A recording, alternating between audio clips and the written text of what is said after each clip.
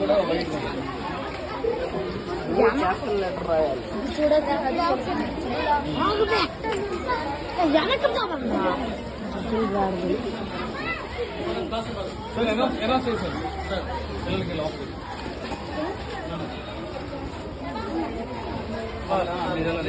Girls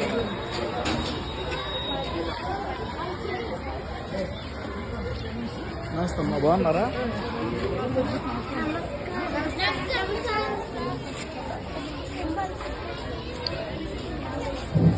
project చేసిన విద్యార్థులు మాత్రమే మీరు ప్లేసెస్ లో ఉండాలి. మిగతా కూడా క్లాసుల్లోకి వెళ్ళాలి.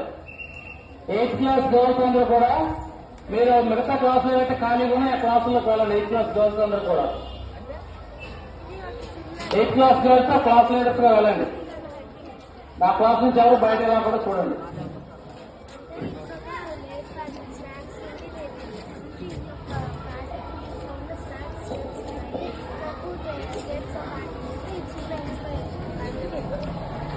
నా పేరు ఎందుకు పెట్టాం?